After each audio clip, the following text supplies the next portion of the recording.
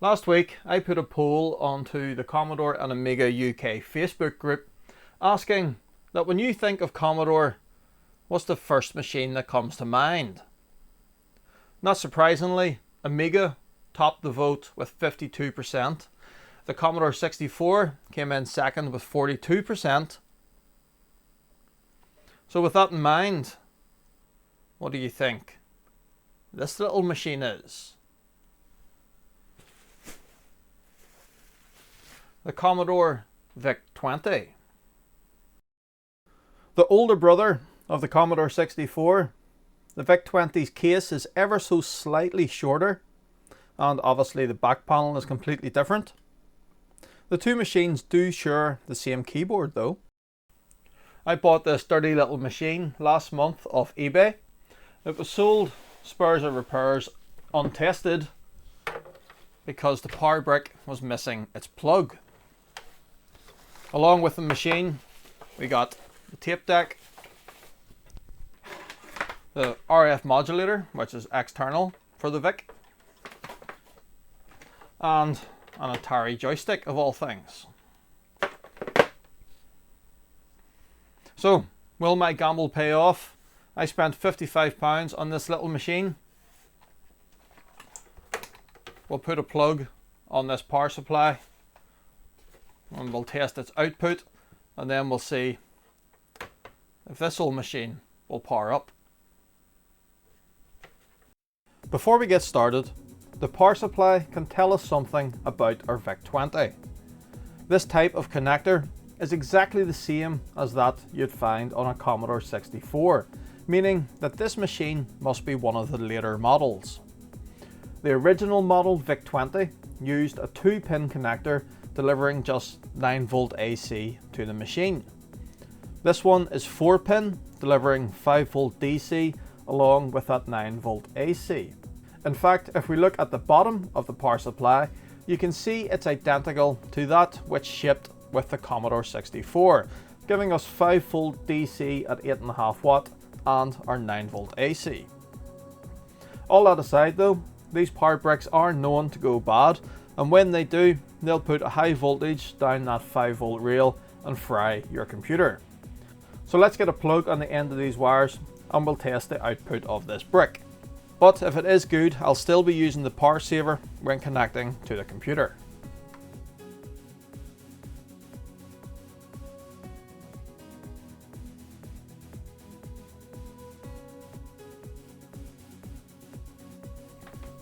This is just a 13 amp fuse in here for now. I will swap that out for probably a 3 amp fuse if this power supply is good. Okay, let's test it.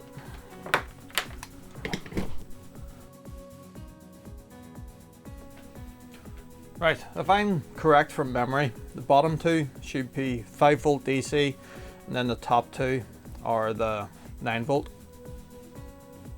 Or is that the other way around?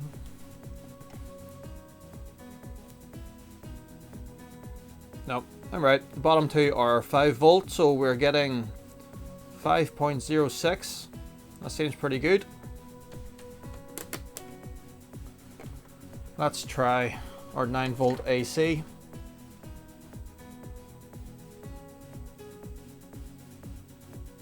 And we're getting just over 10.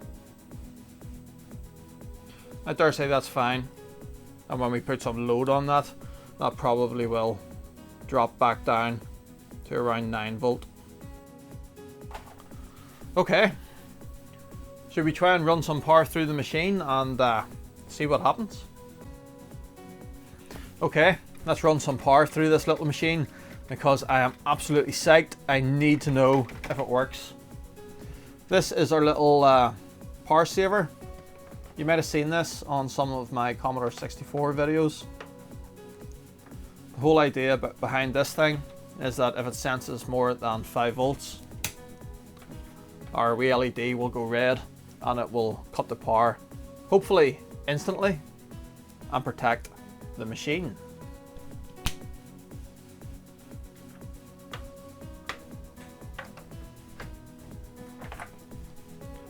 AV output from the VIC-20 is exactly the same as the 64 as well. Or should I say the 64 is exactly the same as this. That's twice I've done that. Right. Is this going to work?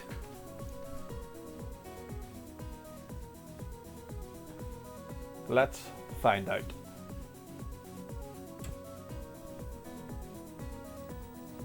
Oh yes. CBM Basic version 2, 3583 bytes free. That's not a lot, but that is correct. And it's ready.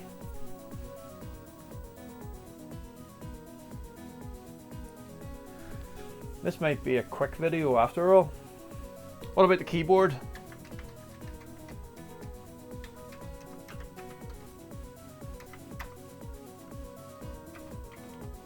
So despite its appearance, it does seem to be working okay.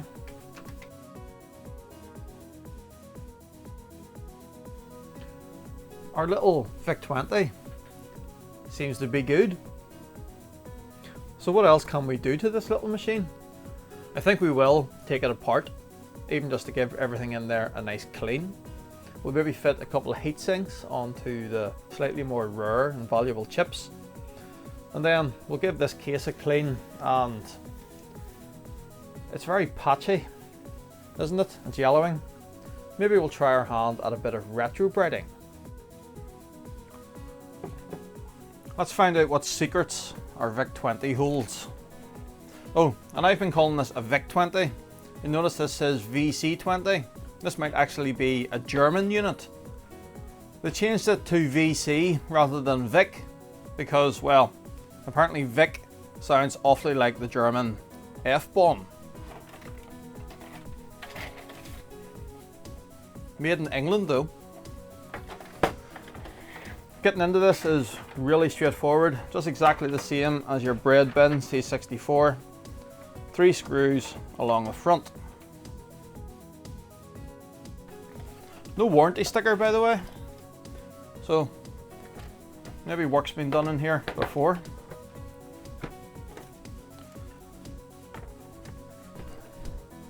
And no RF shielding. Surely there must have been RF shielding on this. And no cap over this. You would have thought there was a cap over this, like you get in your 64s that act as a heat sink for those chips. So we'll just disconnect our keyboard and the LED. This will come off. The board itself then, sort of similar in size to the Commodore 64 shortboard. Our CPU 6502, kernel and basic ROMs. Got our character ROM. There's the namesake, the VIC. Then we have our RAM over here. And then our two 6522 VIAs. So let's try and get this board out of here.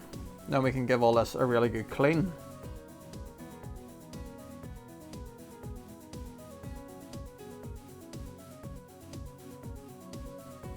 I think we'll concentrate on the case first of all, try to get it looking presentable. So take the keyboard out and we'll give all this a really good clean.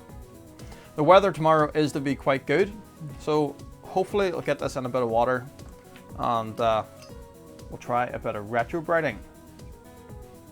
Now normally I wouldn't really be one for it, but this case has yellowed very unevenly. You can see white patches on it still. So I think in this instance it would be worth giving it a go.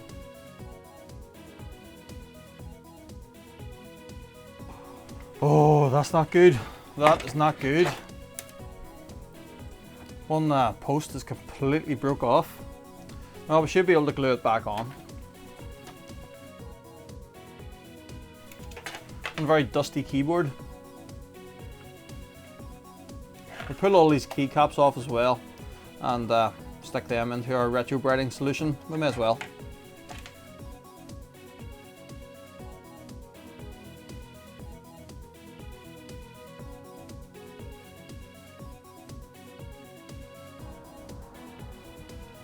What a beautiful day for a bit of retrobrightening. Only problem is, all I was able to get is cream peroxide and just 12%. So we've mixed that into the water, and that's why things have gone a bit cloudy. And all we can do is leave it. I'm going to let it sit here and we'll see how it goes.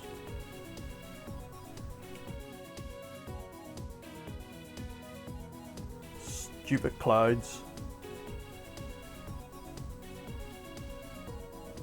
So it's been 24 hours. We've left this stuff in here and let's have a look.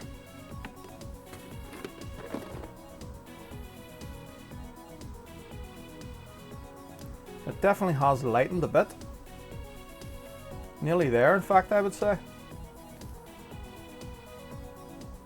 Still is a couple of wee spots, so I think we will just put it back in and, well, the weather's not great, but there's bound to be still a certain amount of UV getting through, so I'll just leave it for another 24 hours.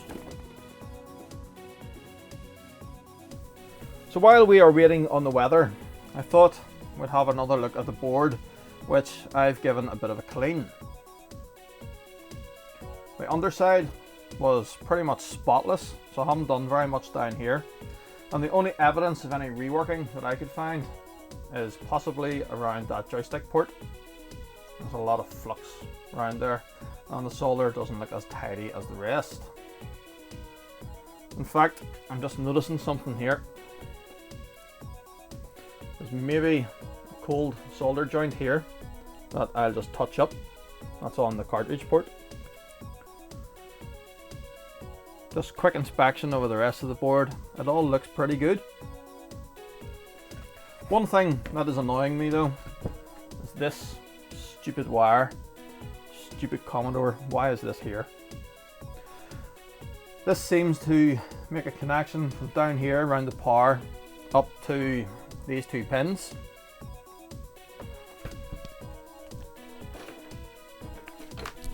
And it would appear to be connected straight to the 9-volt AC. So if we go from there and there to that side, yep.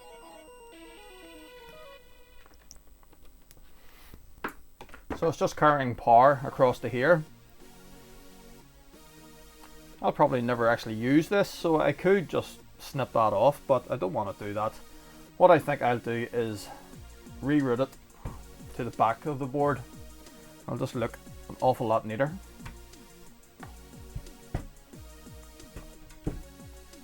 Much better. No more wire trailing across the board. It's now hiding nice and neat on the bottom. So let's just check. We still have our continuity in the right place. So it was the left hand side pin here was the bottom connector on the power. Yep. And then the right hand side was the top one. Yep, that's all fine. And let's just make sure we haven't bridged anything. Nope, that's okay. That's okay.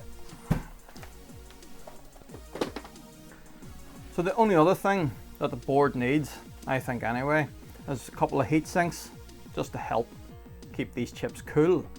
So we're going to put one on the VIC and one on the CPU.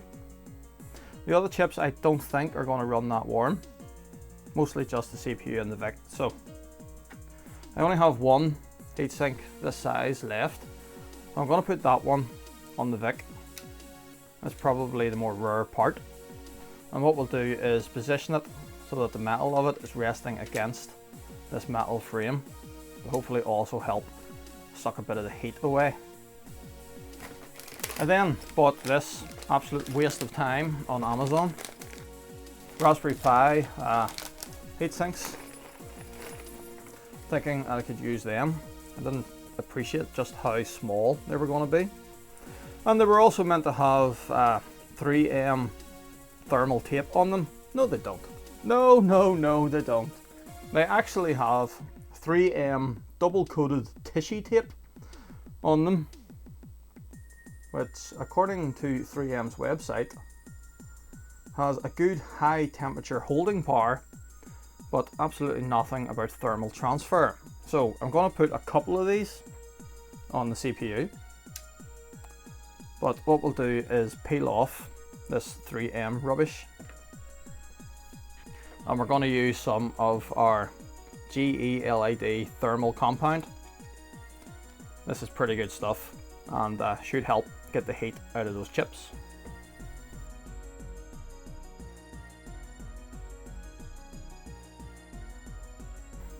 So it's not listed as an adhesive, this stuff, but as you can see, it does get a pretty good grip. I've used it on my Commodore 64s before and on my CD32 accelerator, and nothing's came off yet.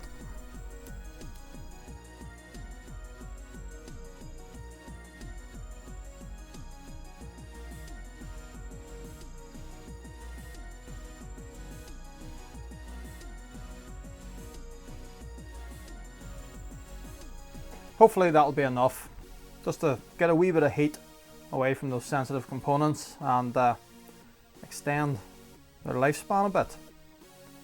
There's not much more we can do now. We're just waiting on the weather. So it has been 24 hours, but that cloud cover did not let up, not even remotely. Still cloudy out there.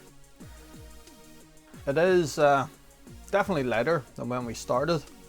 It's very, very nearly there, but you can see on the back here, like around this area here, where there's parts of the original color coming through. It still is a bit yellow. It's not bad though. It's about as best as I can get it for now, given the weather. So let's just get it back together. The keyboard came out really nice though.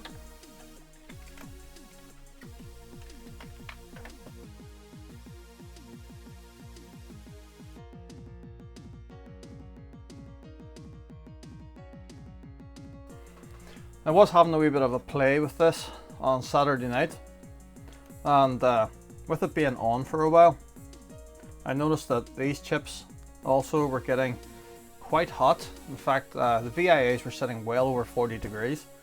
So I've just went back since and added our little heat sinks to those as well.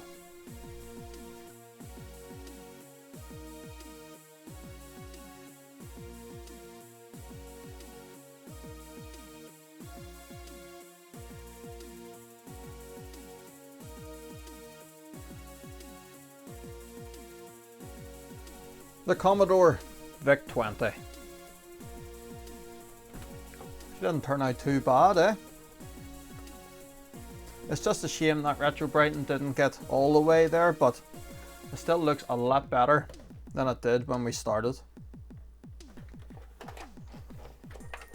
I've treated it to some nice new feet on the underside, but I'll have to get a little bit of double-sided tape to put our sticker back on here.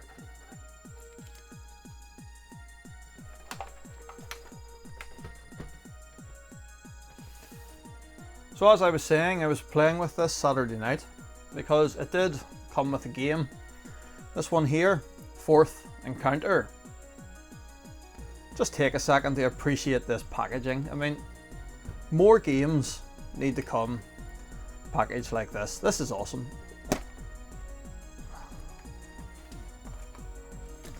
And look at the size of that cartridge.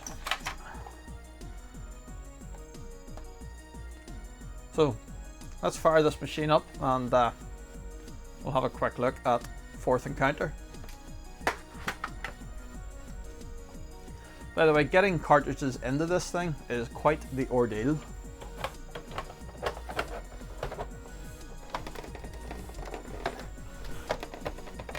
Oh, they are tight. Getting them out again is equally as awkward.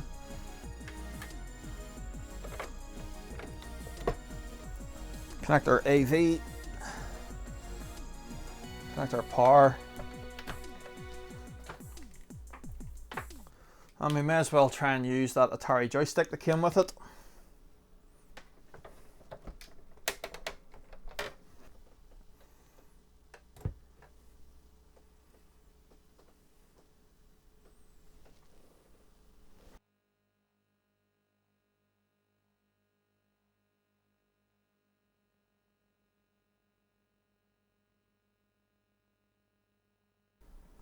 Thorn AMI Video Programs presents The Fourth Encounter.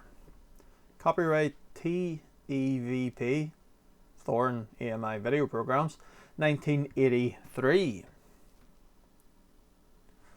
F1. Let's go.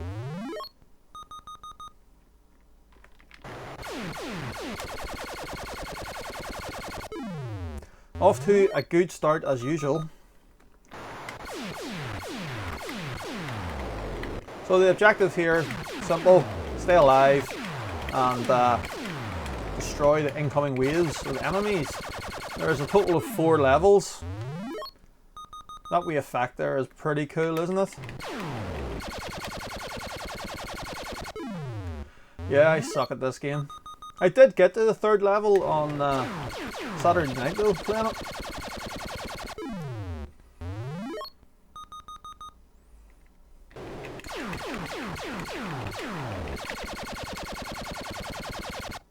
Okay, that didn't last very long.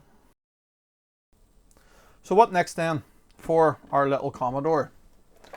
Well, it does have its tape deck, so I was wondering, will this work with my SD to IEC that I use on the 64? If anyone knows, please let me know. Just thought I'd show you this quickly, thought this was interesting. There's a ground cable at the connector end. My Commodore 64 tape decks don't have this. This ground cable is for use in USA only to comply with FCC regulations. So is there a post or something on the back of the American VIC-20s to attach that? And certainly nothing on the back of this machine. The other thing I was considering, this RF modulator. It's not something I am ever going to use.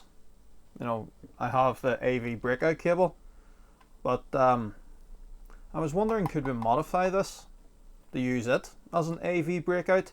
It already has this that we could probably change over to composite, and then if we just put another couple of jacks on here for audio out, might be something worth doing. I don't know. So the only other thing then is recommendations for software. Anyone? I don't really know much about the VIC-20 to be honest. So please let me know below in the comments some good games, even a few demos that I could run on this. Also be keen to know if that SD to IEC does work. If it does, it'll just make life so much easier. I'll probably have to get a memory expansion for this though. The onboard RAM is kind of limited. Well, that's it for now. Thanks very much for watching. If you enjoyed this wee video, please hit a thumbs up, as it does help the channel. Helps with those YouTube algorithms. Right, that's it for now. I'm going to go and try this again and see if I can get past the first level.